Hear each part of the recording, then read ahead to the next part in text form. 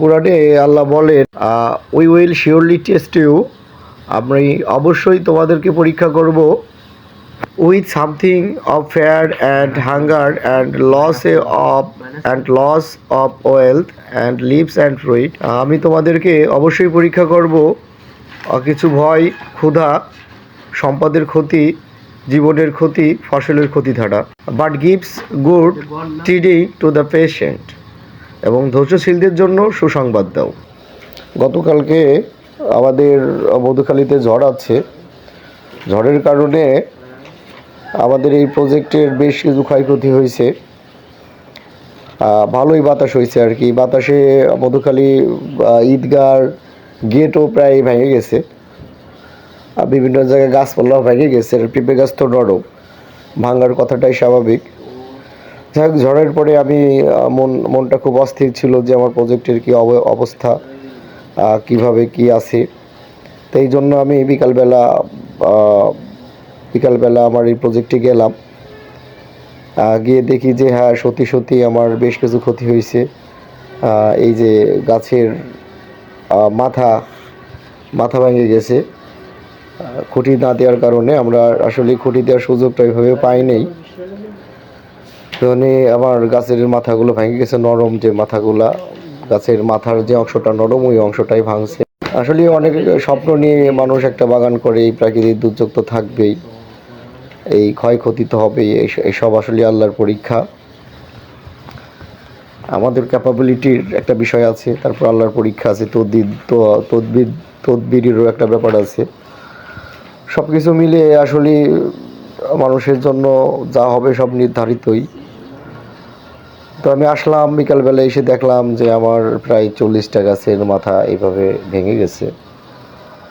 সাময়িকভাবে খারাপ লাগলেও পরে চিন্তা করলাম যে আসলে এগুলো তো আমাদের কোনো নিয়ন্ত্রণের নাই, এগুলো সম্পূর্ণ আল্লাহর হাতে। আমাদের শুধু এইটুকুই ঘাটতি ছিল যে হয়তো আমরা দেখা যাচ্ছে যে গাছগুলোতে আমরা দিয়ে দিতে পারতাম, বাঁশের খুঁটি দিয়ে দিতে পারতাম, একটা সাপোর্ট দিয়ে দিতে পারতাম। তবে আমাদের মধুখালীতে আসলে খুব ব্যাপক হারে ঝড় বৃষ্টি হয় না।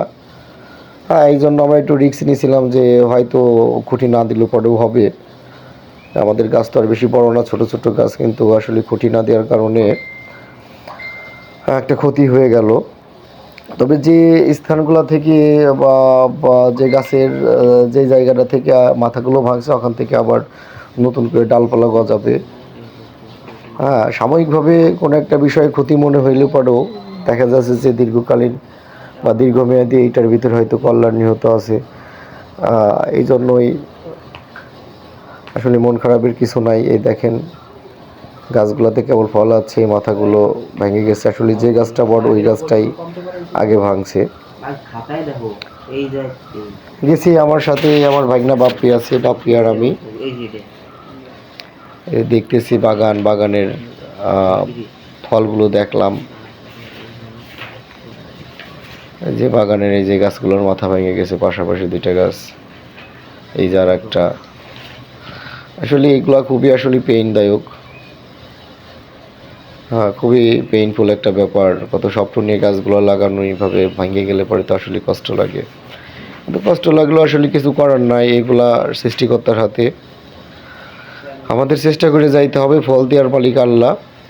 তবে আমরা হতাশ না। আমি, আমার আরেক ভাই আছে শিহাব ভাই, এবং আমার বন্ধু, এরা মানসিকভাবে খুবই স্ট্রং। এইগুলা আসলে এটা তো আমাদের একটা প্রজেক্ট, পরীক্ষামূলক প্রজেক্ট।